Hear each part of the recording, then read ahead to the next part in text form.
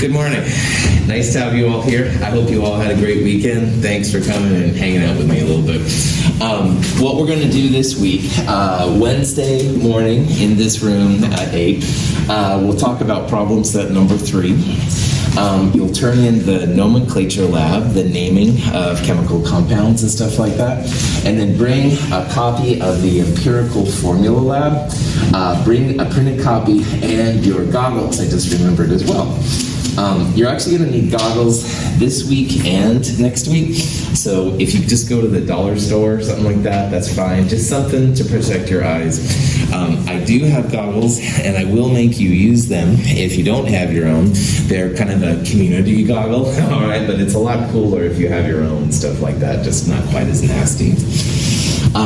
Friday morning at 9 a.m., the third quiz will be due, and like the other quizzes, I'll put it out on the internet Wednesday night. It'll be due Friday morning, 9 a.m. Also, if you haven't picked a class presentation element yet, if you do it by this Friday at 9, it is worth a couple of points to you. And a lot of you in here have done this already, and that's fantastic. If you haven't done it, you could totally pick one and send me what you want. You do have to reserve it with me because everybody will do their own. If you don't know one element from the other, it's okay, all right? You're welcome to email me and say, hey, pick one for me, all right? And several people have done that, and that's not a problem. I try to pick one that's kind of cool, all right? That's not totally esoteric and weird. But on the other hand, you're absolutely welcome to pick your own too. You can confirm at this point that you have picked a class presentation element. If you check your grades in the lower part of the screen, there's a thing that says reserved class presentation element, and if it lists the symbol for the element, good to go. But if it says none, then of course you gotta talk to me. Any questions? That kind of stuff. This is the end of Chapter 2, Part 2. All right, we're about 3/4 of the way through. I need to talk here a little bit about empirical and molecular formulas. The remainder of today, what we're going to do is basically start an exam review, because next week is the midterm exam. And these are some good questions then. The exam is like a quiz. So next week, Wednesday, I'll release it on the internet. It'll be due Friday morning, 9 a.m. Anyway, the exam questions we'll go over will help you to kind of get ready and kind of see a little bit what it's like, stuff like that. So, cool. Any questions, that kind of stuff? Outstanding. The last topic of Chapter 2, Part 2 we're going to go over is empirical and molecular formulas. And the biggest part of Chapter 2, Part 2 was the naming of compounds, nomenclature, all right? And that's what we spent a lot of time with. And then last week, Monday, we ended up talking about the molar mass of a compound. And if you have a formula, for example, ethanol right there, ethanol, C2H6O. This is what they call a ball and stick model for ethanol. The kind of gray-black atoms are carbons, the white ones are hydrogens, and of course the red one is oxygen. If you have a formula like this, that's kind of the holy grail in chemistry, and it's called a molecular formula. And it says that in a molecule of ethanol, like this one right here, you have 2 carbons, 6 hydrogens, and 1 oxygen. And from there, you can use the periodic table to figure out the molar mass, the grams per mole. So for example, carbon on the periodic table is about 12 grams per mole, and there's 2 of them. So 12 times 2, about 24. Hydrogen, roughly 1 gram per mole, and there's 6 of them, so that would be 6 grams per mole. And oxygen on the periodic table, about 16 grams per mole. So if you take 24 plus 16, 24, 34, 40, good, plus an additional 6 from the 6 hydrogen, we would say ethanol has a molar mass of about 46 grams per mole. And what that means is that if we had a scale like we used in the density lab, and you weighed out 46 grams of ethanol, that would be a mole of these little molecules. And a mole of molecule, 6.022 times 10 to the 23rd molecules of them. And that's going to be something we do quite a bit of. But on the other hand, when it comes to chemists being employed in the real world, there's basically two really important functions that chemists do, all right? And the first one is just identifying what compound you have. And the second one is making something from the raw materials to make cell phones, plastic, whatever, all right? To identify a compound, we need to talk a little bit more about what these formulas are all about and how they get the formulas, all right? Because there's not like a magic black box we can just put things in. Chemists have had to figure it out along the way. So when you take ethanol, there's different kinds of devices that, one of them is called atomic absorption. There's just different buzz names. But they actually will tell you that what the percentages are of each compound. And remember in chemistry that almost all the time when you see a percentage, it's a percentage by mass or percentage by weight, grams, okay? So if you see numbers like this, and these are the actual percentages of the elements in ethanol, in 100 grams of ethanol, you would have 52.13 grams of ethanol. You would have 13.15 grams of hydrogen, and you would have 34.72 grams of oxygen.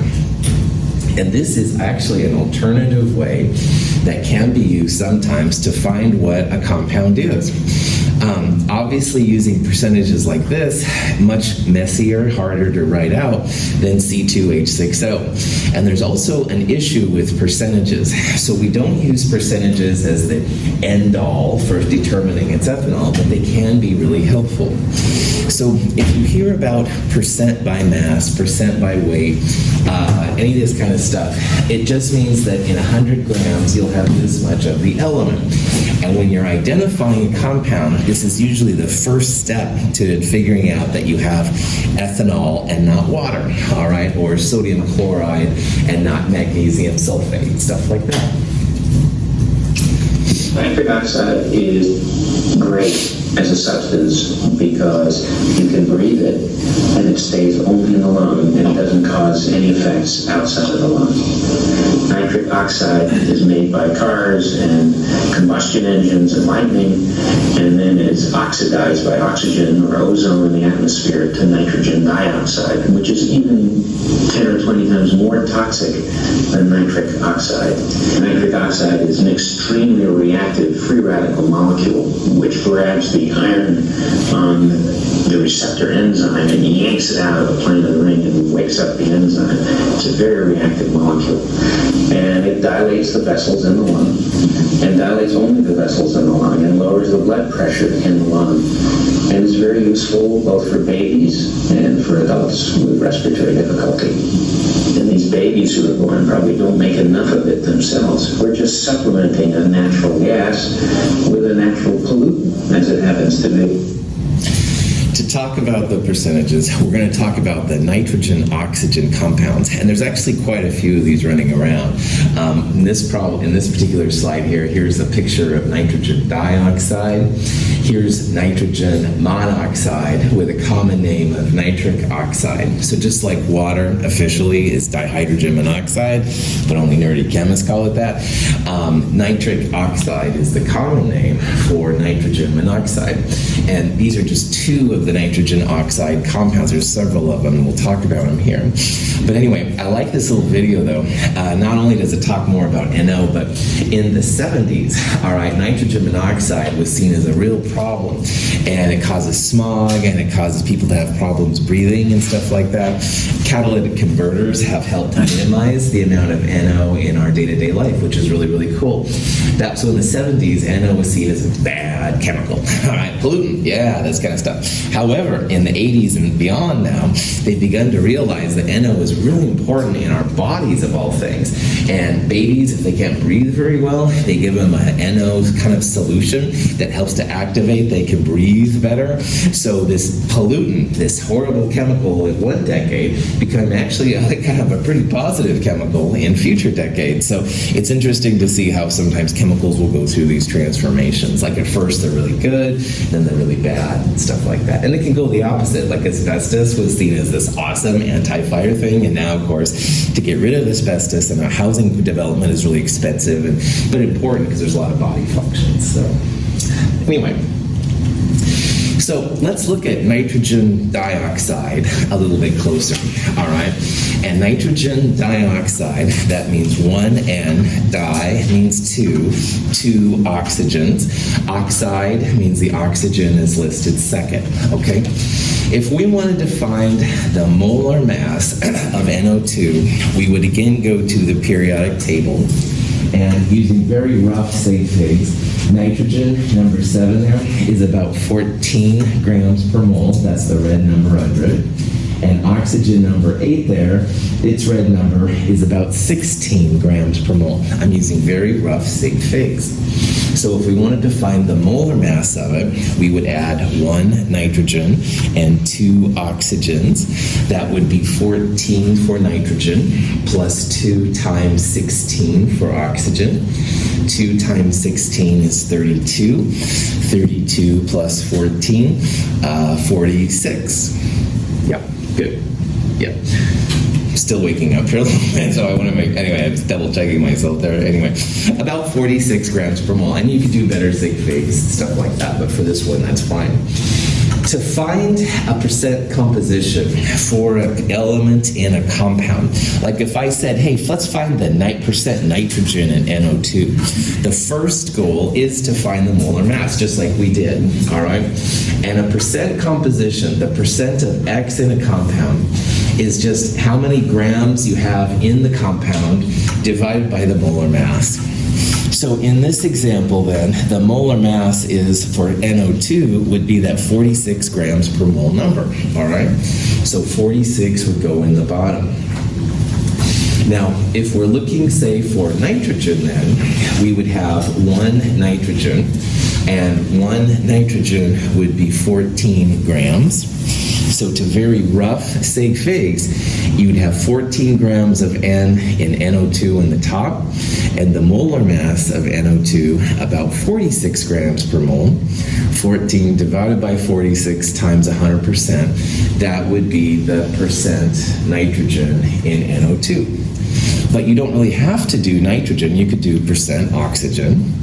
So in this case, you'd still have the same molar mass in the bottom, about 46. But now in the top, you'd have 2 oxygens, so 2 times 16, 32. So you'd go 32 divided by 46 that way to find the percentage.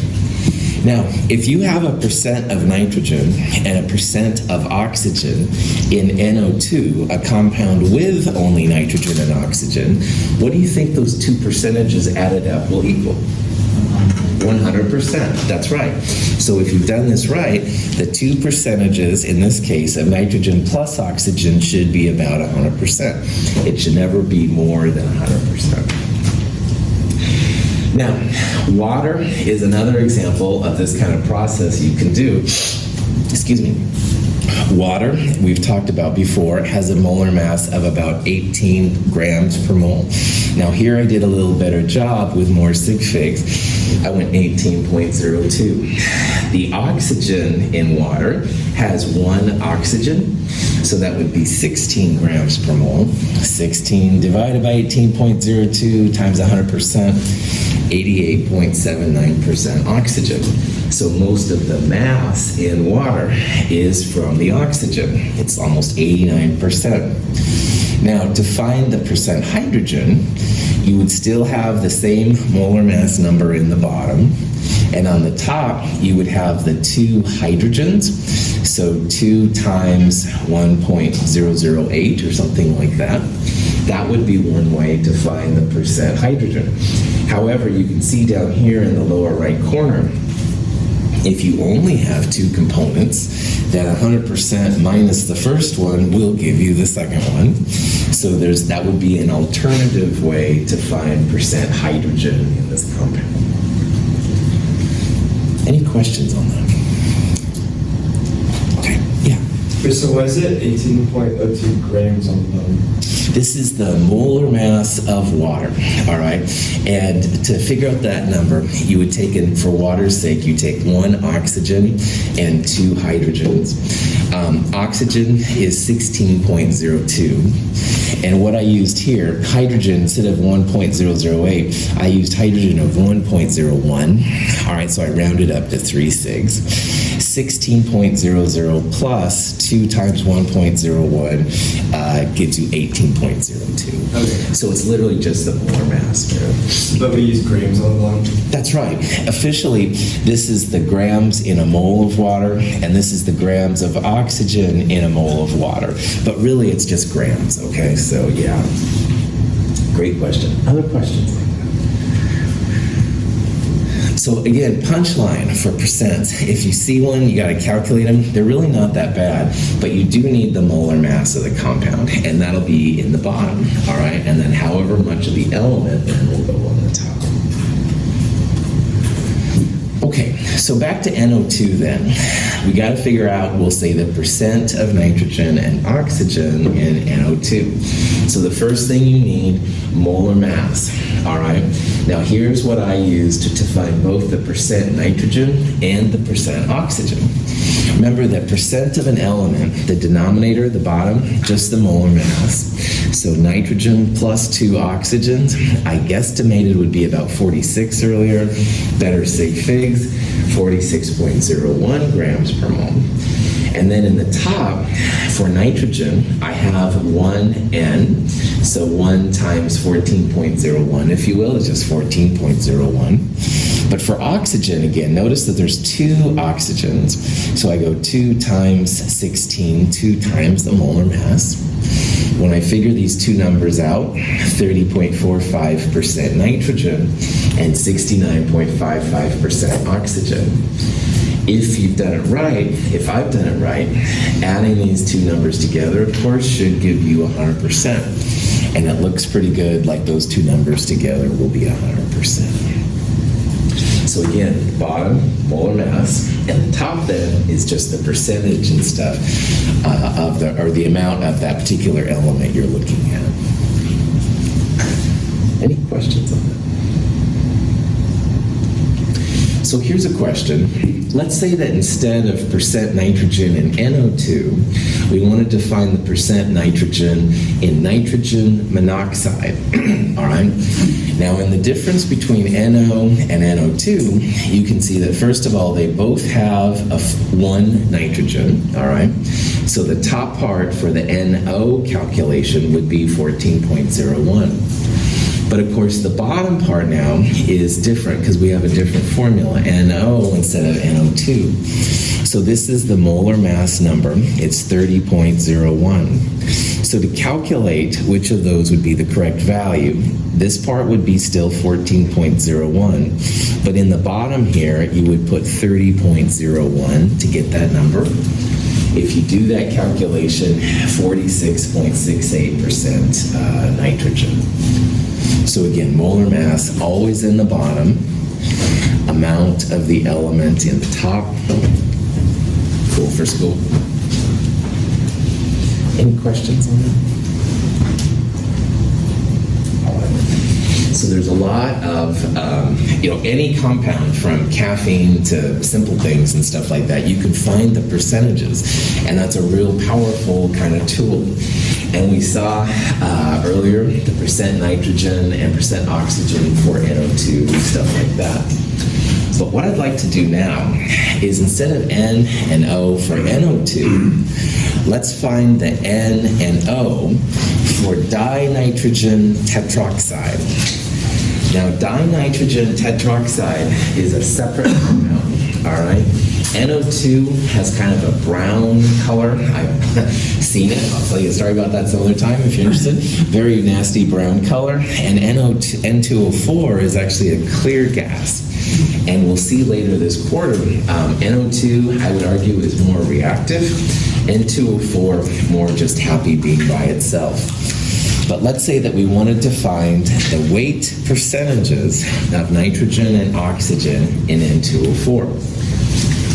So first, like we said, we've got to find the molar mass of N2O4. So you would have 2 times the nitrogen's mass, 2 times about 14, plus 4 times oxygen, 4 times 16. You'd add those two numbers, come together. I think it's about 92, if I'm doing my math right. Then you would use the amount, say, of nitrogen to find the percent nitrogen. So there's 2 nitrogens, 2 times 14, and you would divide it by 92 times 100%.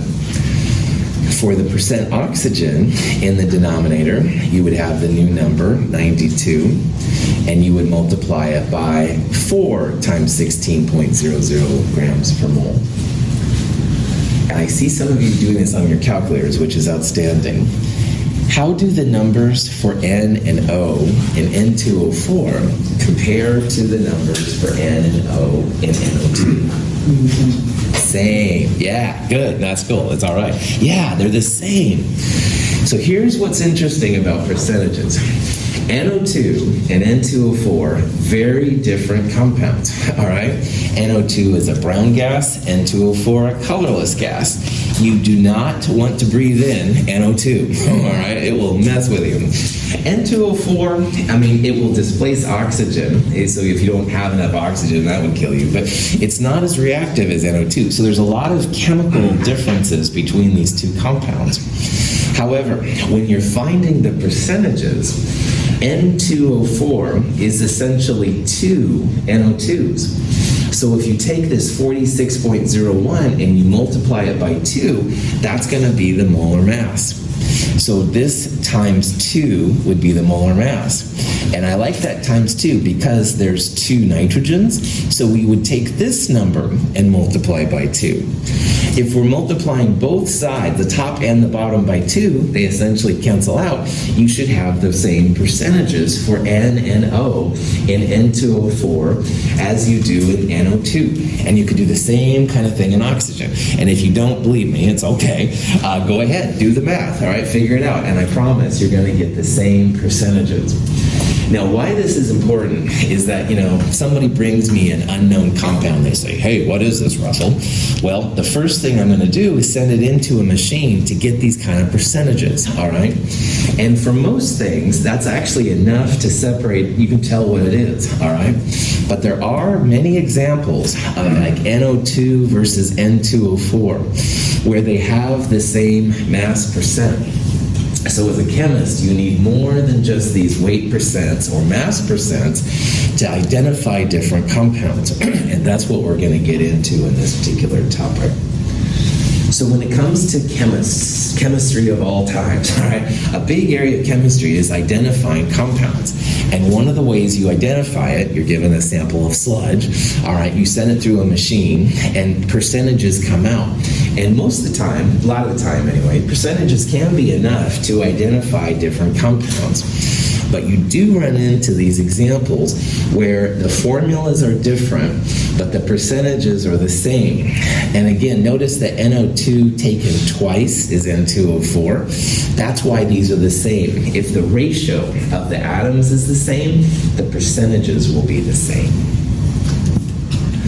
So, the percentages of N and O are the same in N2O4 as they are in NO2, all right? These are the numbers that I calculated, yes. And so if you want to, you can always double check these kind of things. So we have to have a way then as chemists to separate and identify compounds like NO2 versus N2O4, and that's actually a big problem. And that's what this section is. We're going to see that NO2 is like the smallest whole number combination of atoms, and N2O4 is like a multiple of NO2. And that leads us into what's called the empirical formula. An empirical formula is literally nothing more than the simplest formula, the simplest whole number ratio of atoms. So you don't want to talk about fractions. Chemists and fractions don't usually get along. If you do an analysis of an unknown compound and you get percentages by weight, percentages by mass, they will lead you to the empirical formula, and that's awesome. It may not be enough to answer the problem, what it is, but it will at least give you a long ways to it. So what we're going to do now is we're going to take some percentages, and here's a percentage problem with boron and hydrogen. We're going to see how to take the percentages and turn them into the smallest whole number ratio, the empirical formula of the compound, and from there we'll go from there.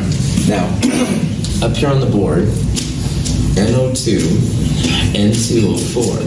NO2 is an empirical formula. It's the smallest whole number ratio of atoms, all right, 1 to 2. And maybe it's its own compound, maybe it's not. But notice here how NO2 taken twice leads to N2O4.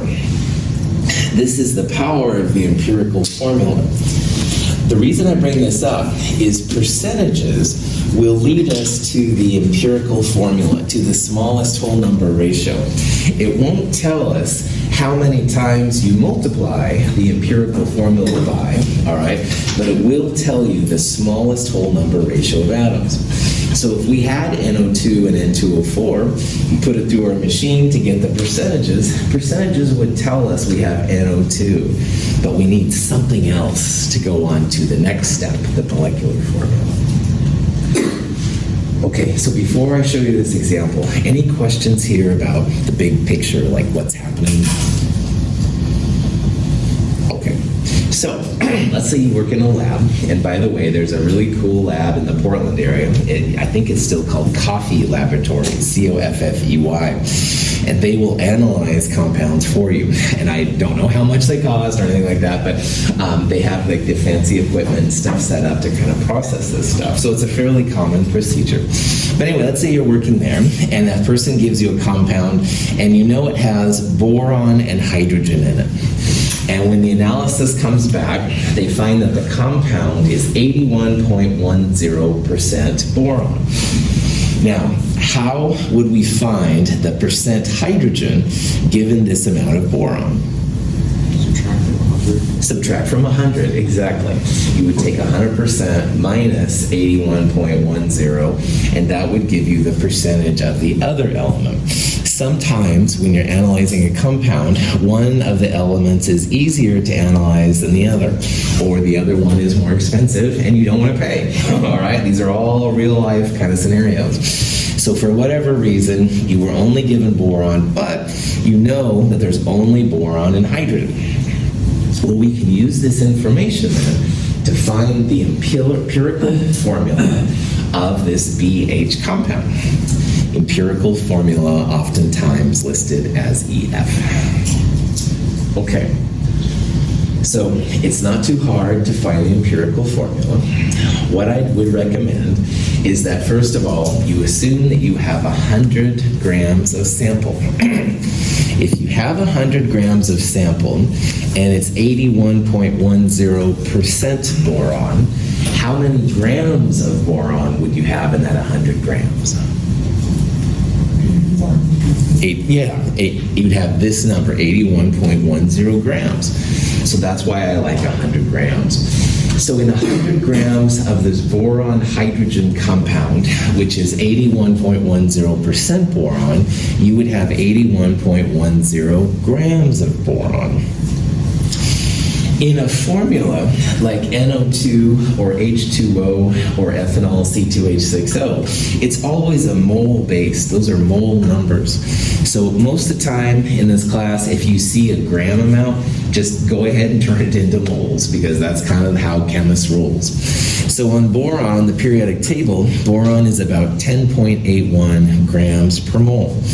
So notice here how the grams of boron will cancel. We'll have just moles of boron. And this comes out to be 7.502 moles of boron. Now, as we said earlier, if this only has boron and hydrogen, then 100 minus this number will tell you how many grams of hydrogen you have. So then this problem, so that's 18.90 grams of hydrogen. So again, this number is just 100% minus 81.10. So So this compound is 18.90% hydrogen. Hydrogen on the periodic table to 4 sig figs, 1.008 grams per mole. We're turning the grams into moles, 18.75 moles of hydrogen. Now, you don't really have to use 100 grams if you don't want to. You could use 1 gram, 0.01, and you could adjust these numbers accordingly. But I really don't like to think that much in chemistry, which might seem like an oxymoron, I know, but I like to keep things as simple as possible. So if you have 100 grams, you just literally use the numbers as is, all right? And so I don't have to think. But again, there's nothing wrong with having 1 gram. You'd have 0.8110 and 0.1890, et cetera, et cetera. But again, I really like the 100 grams personally, but you can use your own numbers. Questions? With numbers like these right here, you actually have a formula. You could write B7.502H 18.75. That's a formula. Woohoo! But as you can probably tell, compared to NO2s and N2O4s, this is really sloppy, all right?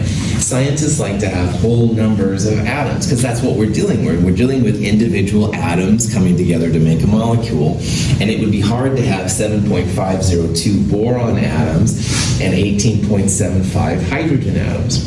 So to get this into a form which looks like these over here, like a type of empirical formula, we need to make them whole numbers. Yeah.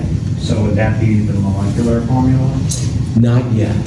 Hold on. We're coming to molecular formulas. We're just trying to get from the percentages to the empirical formulas right now. We're going to get to molecular formulas, but we need a second piece of information. So hold that thought. We're going to come back to that. Good question. Other questions? So, to make this into the empirical formula so we can get to the molecular formulas, let's clean this formula up. And what scientists do is they take both of these numbers and they divide by the smaller one. So if you look at this formula, if we divide both of the numbers by 7.502, right? The advantage of that is then you automatically get one of the atoms, in this case boron, equal to 1 atom. So what I did right there is I divided both numbers by 7.502. That gets me exactly 1 boron. And you can see over here, 18.75 divided by 7.502, that comes out to be 2.499. All right? Now, these are always whole atoms, okay? And 2.499 looks a lot like B1H2.5. Like perhaps our sample was a little messy, something like that. But you had totally justified in rounding up from 2.49 to 2.5. Now this formula is better. It says that for every 1 boron, you have 2.5 hydrogen atoms. But can you really have just 2.5 hydrogen atoms at one time? No, totally. It's like the 2.5 kids thing. I'm not going to go there again, but you're hopefully seeing what I'm saying. You can't have like half atoms, but you could absolutely have whole atoms. So instead of having 2.5 hydrogens per 1 oxygen, let's multiply both of those by 2. Then you're going to have B2, 1 times 2, and now 2.5 times 2 comes out to be 5. B2H5 is a clean-looking whole number formula. And this thing right here, this is the empirical formula. And it's the smallest whole number ratio. It's not the molecular formula yet. We'll do that here in a second. But this is now the smallest whole number ratio of atoms. So, in this problem, we started with some percentages. The goal was to get to an empirical formula. So we assumed 100 grams, all right? And from there, we were able to figure out the moles of hydrogen and the moles of boron. We got to clean this formula up though a little bit. So first we divided both of the numbers essentially by the smaller one. 7.502 is smaller than 18.75. That gave us exactly 1 boron and what came out to be 2.5 hydrogens. So that's closer, but you've got to have whole numbers. So if we multiply by 2, B2H5.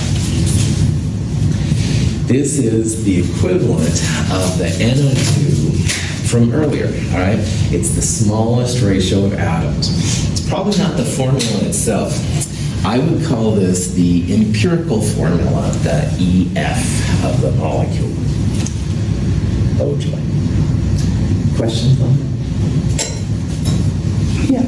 Would that number also, since it's not a whole number, the 2.499 hydrogen, is that 0.001%, like percent error, or is that something different?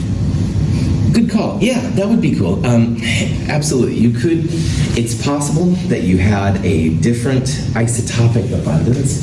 So for example, boron is roughly, we saw the other day, about 20% boron 10 and 80% boron 11. If you had a slightly different ratio in there, that would be enough to account for this small discrepancy. But something like that, yeah, I would argue it's a little bit of a percent error. In chemistry, there's always contaminants. We live in the earth where there's water, oxygen, and they're both super reactive for these things. So yeah, so something was weird here. It's a small source of error. Good comment. Other questions? Okay. Empirical formulas might be the end answer, the answer we're looking for, all right? But we don't know for sure. So the next step is we need to take our smallest whole number ratio and figure out what the actual formula is. And in my world, the actual formula is called the molecular formula, the MF, all right? So the EF, empirical formula, may or may not be the MF, the molecular formula. Molecular formula is kind of like the Holy Grail, all right? That's kind of the Holy Grail of these problems. That's what we want to know. We want to know what the actual formula is. Now, in this problem, with an empirical formula of B2H5, that means that any combination of 2 borons to 5 hydrogens could be the molecular formula. So for example, if we took B2H5 and we multiplied them both by 2, that would be B4H10. And if you took B2H5 and multiplied it by 3, B6H15 times 4, this one, etc., etc. And they go all up and down the schedule. Boron is notorious for making these weird bonds, and we're going to talk more about this later. I called the group 3A elements the twisted metals, and one of the reasons they're quote-unquote twisted is because sometimes there's this weird arrow by how these things interact, and this has to do with their twisted nature.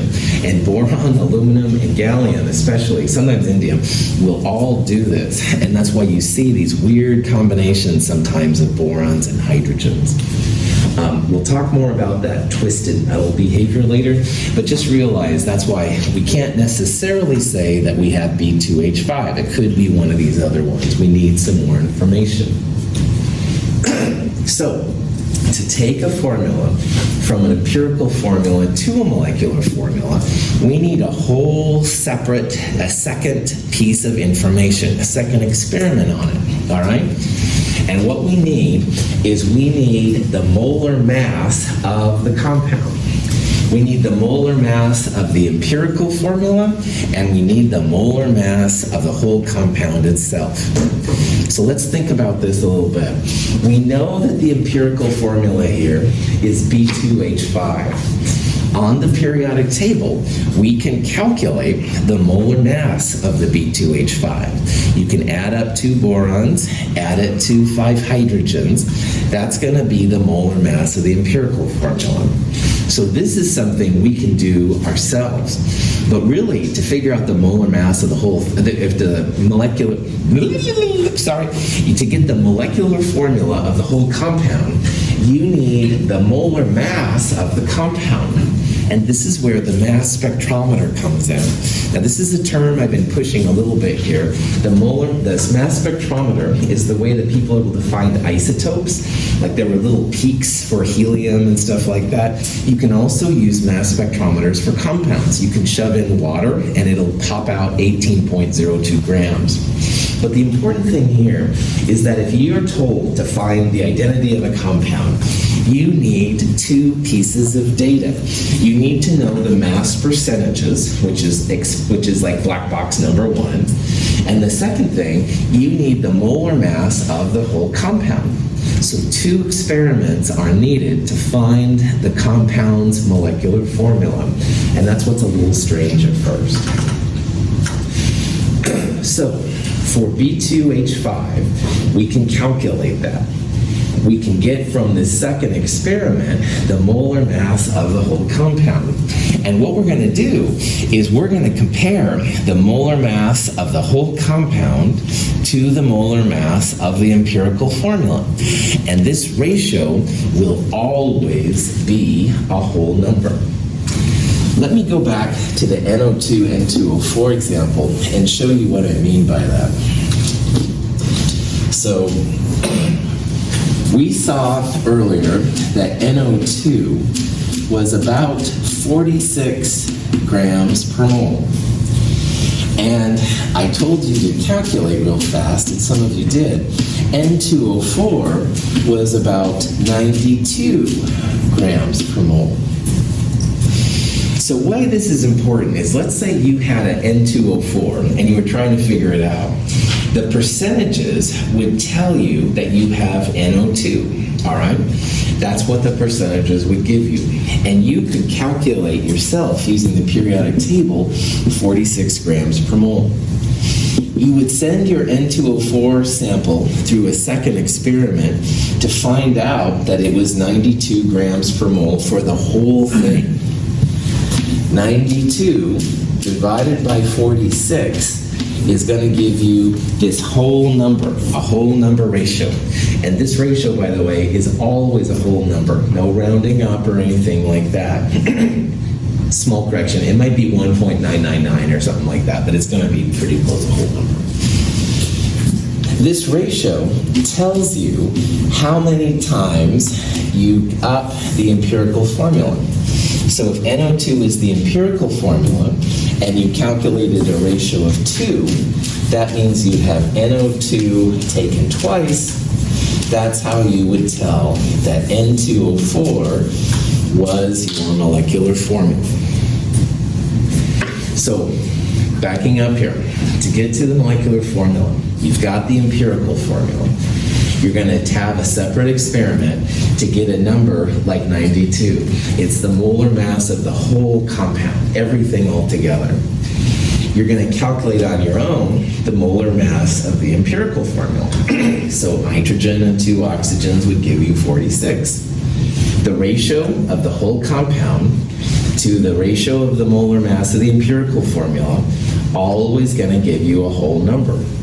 And you're going to take that number and multiply it by the empirical formula to get the molecular formula. So NO2 taken twice is N2O4.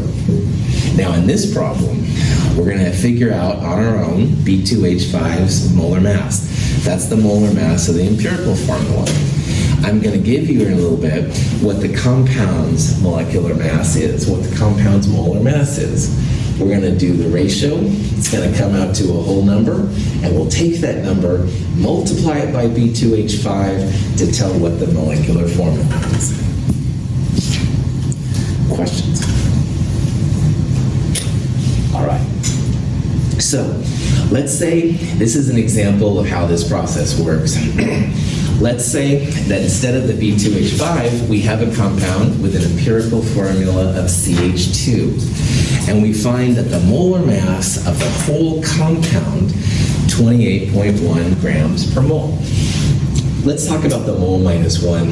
Instead of writing grams/mole, which I was doing over here on the chalkboard, grams moles minus 1 is an alternative way to write grams per mole. Something to the -1 power is like in the denominator. And you might have seen in math like x to the -1, which is the same as 1 over x. This is a terminology that's used sometimes just to represent grams per mole. I guess it's like a snobby way of saying grams per mole, okay? But anyway, if you see that, that just means grams per mole, just like this means grams per mole. Well, anyway, to find the molecular formula here, this is the molar mass of the whole compound. We need to find the molar mass of CH2. So on the periodic table, a carbon is about 12.01 grams per mole. Hydrogen to 3 sig figs, 1.01, and we have 2 of them in CH2.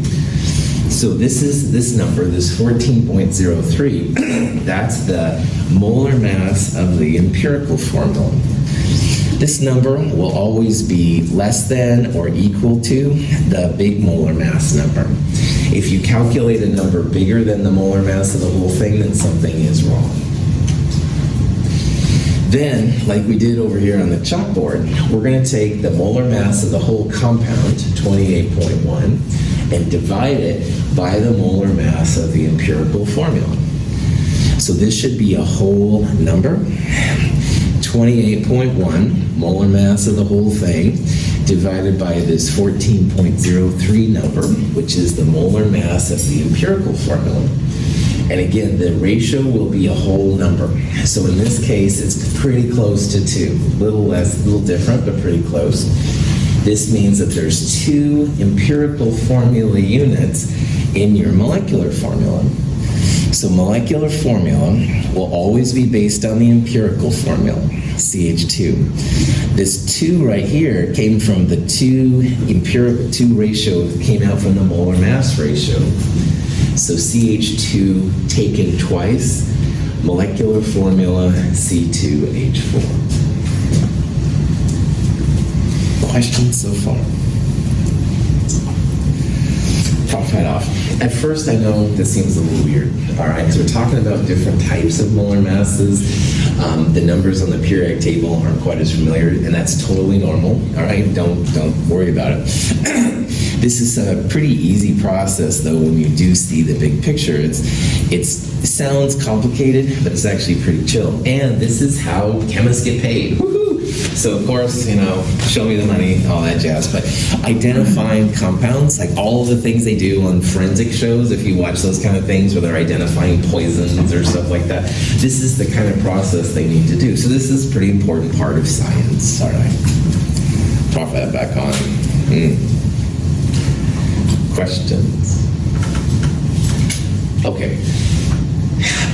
Here's another example. If you wish to participate, that's awesome. You don't have to, though. In this problem, empirical formula CH2O, all right? The molar mass of the whole thing, 90.08 grams per mole. And we want to find the molecular formula of the whole thing. What's the first step we need to do in order to solve this problem? And the molar mass of the empirical formula? Well done. Perfect. We need to find the molar mass of this CH2O, all right? And again, you can use very rough sig figs. You don't have to use a lot.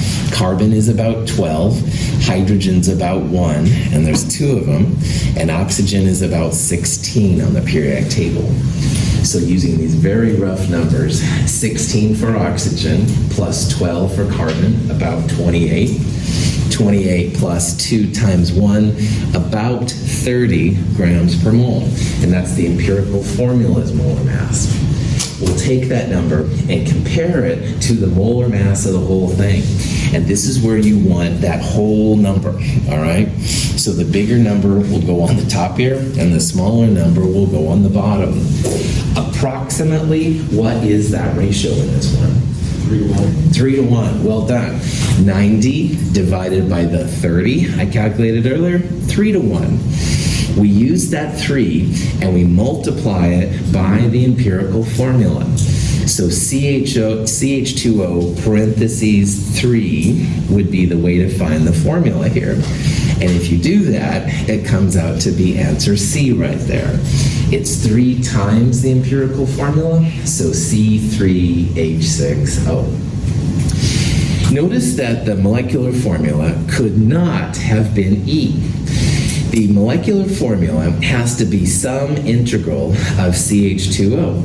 So you could have it be CH2O, that's not a problem. You could have twice that number, C2H4O2, or 3 times or 4 times, but it won't be this one, all right? You have to have 2 hydrogens for every carbon and every oxygen.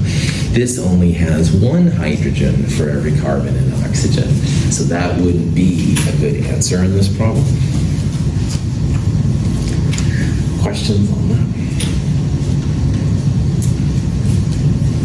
Okay.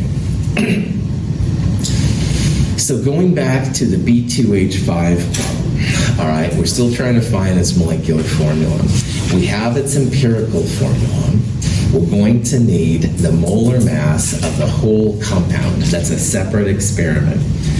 And we can calculate the molar mass of just the B2H5, the empirical formula. So in this problem, they take this boron hydrogen compound, they shove it in a mass spectrometer, they find that it's 53.3 grams per mole, all right?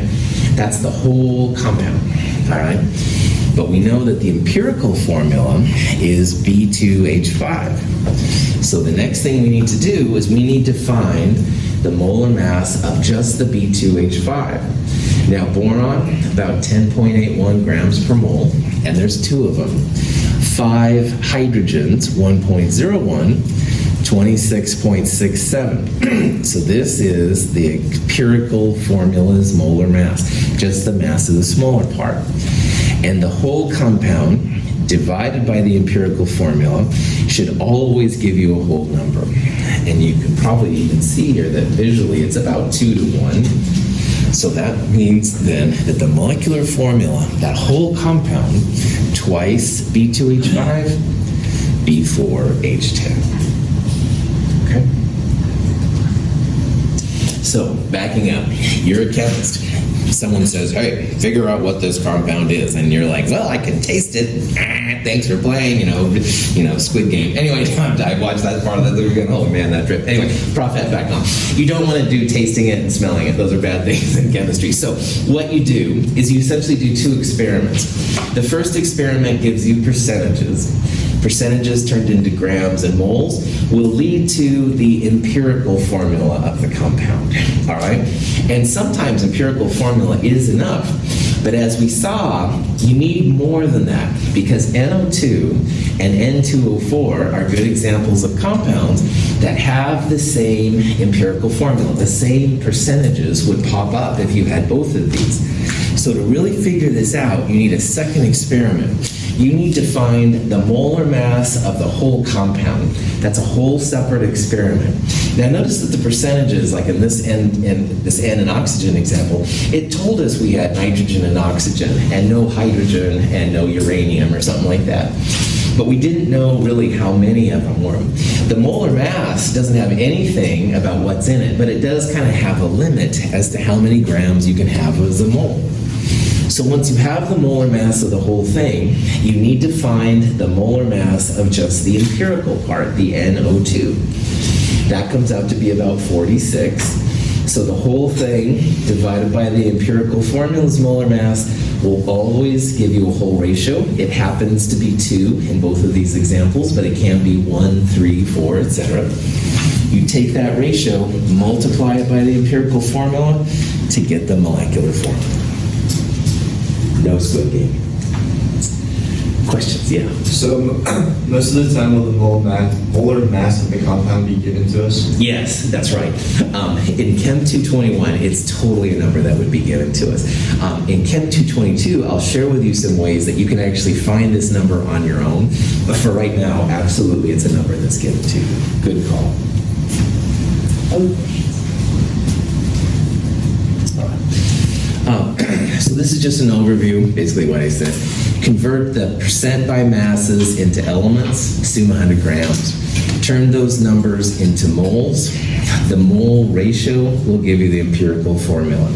So we went back to the raw numbers. We divided both of them by the smaller number. We got this 2.5 to 1. That's closer. But this part, we did multiply by 2 to get the empirical formula.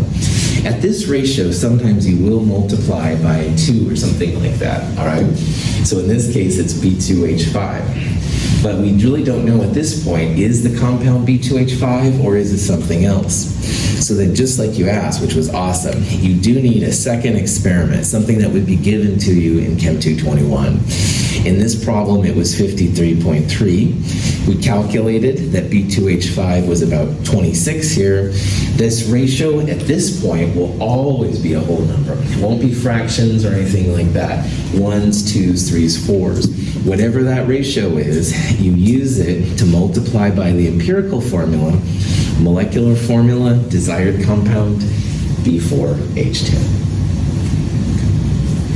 Any questions on that? You can do different variations of it, but this is real common when it comes to chemistry. Now, the nonmetals and nonmetals are more likely to have NO2, N2O4, N3O6 kind of variations like that. Most of the time, the metals and the nonmetals, most of the time, will be just whole numbers. So this is a common way that's done with metals. If you wanted to find out the formula that happened between tin and iodine, this is the kind of thing you do. And by the way, let's backtrack just a little bit. Tin is number 50 on the periodic table. It is not part of 1A, 2A, or the stairs, so we don't know what tin's charges are. But we do know that tin is often, it's going to be positive. Positive 2 or positive 4 is what you probably find on the internet. So using this method, we can see which combination of tin and iodine results. So in this problem, we have tin metal and some iodine. Iodine's kind of like a dark black or purple kind of crystal. And you mix them all together, it makes kind of a cool compound. A solvent, I think water would be okay here, but I'm not totally sure. Anyway, they heated it up a little bit, and then the tin iodine forms. And what they did is they put it through a funnel, and this is a piece of filter paper. And the filter paper allows the solvent and the other stuff to go through, while just the tin iodide is left over at the end. So that orange compound there is our tin iodide. But because tin is one of the variable charge metals, we need to know what the formula is to give it a Roman numeral so we can talk to each other about our cool tin iodine compound. And that is possible. In the beginning, we had 1.056 grams of tin, all right? And there was some tin left over at the end. Not all the tin was used up. So notice here how the amount of tin that was used was 1.056 minus 0.601. The remainder tin is all tin that's like hanging out. But there's no iodine left, so all of the iodine was used up. And also, just as a quick reminder of last week, there are the 7 diatomics. Have no fear of ice, clear brew. Ice is iodine. Iodine always exists in pairs, so that's why I wrote it there as I2. So using these numbers, we can then take the mass of tin that we started with. We had 0.601 grams of tin at the end. So that means that 0.455 grams of tin actually went into the tin iodine compound. So the moles, we would take the grams of tin and we would divide by the molar mass of tin, 118.7 or so. This comes out to be 3.83 times 10 to the minus 3 moles of tin that went into our compound. Questions on that part? So in that orange solid we had there at the end, there were 3.83 times 10 to the minus 3 moles of tin in that orange compound. And what we're going to do now is we're going to focus on the iodine.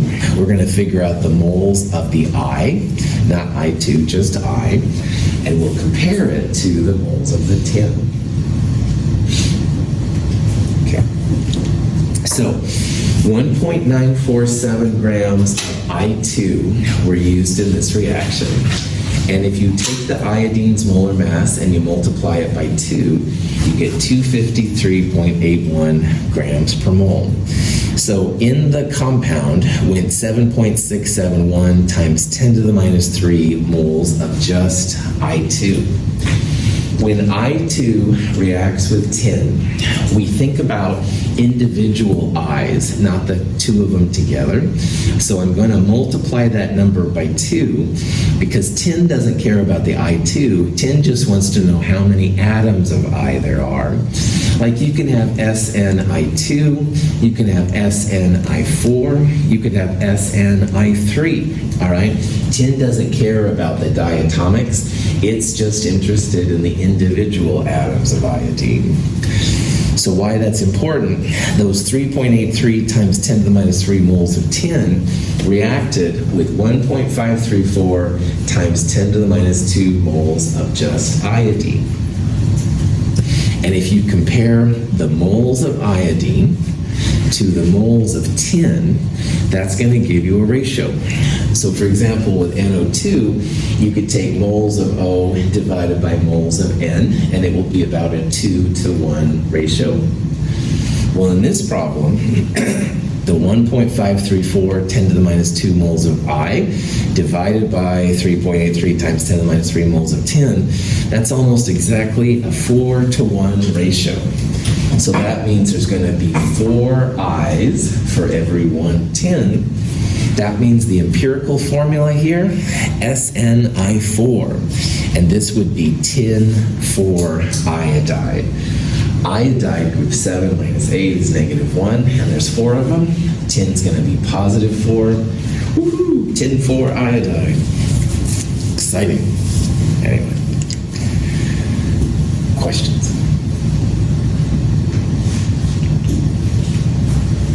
Has to be respect the chemistry. The chemistry must be respected. I apologize for being so transparent. So again, I fought liking this series for a long time, but I finally fell into it. The reason I bring that up is because these formula steps, all right, if you follow them, you're going to get this right all the time. But you have to respect the steps, respect the chemistry, all right? And I apologize for being so transparent. I keep talking through it. Percentages to moles to empirical formula, molar mass comparison to molecular formula, blah, blah, blah. All right, if you follow those steps, you've got this down, all right? And there's lots of examples how to do this. This will be a problem on the midterm, all right? I'll give you some percentages, and I'll give you a molar mass, and your goal will be to find what's the molecular formula of the compound. So if you know how to do this process, you're going to be good to go. This Wednesday, we'll talk more about how this process works and stuff to take care of it. Any questions? Yeah. On like, I think it was the last slide before that, for iodine, instead of just using a singular like molar mass, times it by 2. Right. That's just specifically because there's 2 of those in the, I guess the top one, the 253 point. Because there's 2 of the iodine in the compound. Exactly. That's right. This is really a weird thing about the diatomics, and it's honestly going to be more important in that next section we look at, but when iodine is walking by itself, all right, it's like hand in hand with another iodine. So iodine and oxygen and hydrogen and nitrogen, they're always together, the diatomics, all right? But tin comes around, all right, and tin doesn't care at all about iodine holding hands. It's going to like break them up, all right?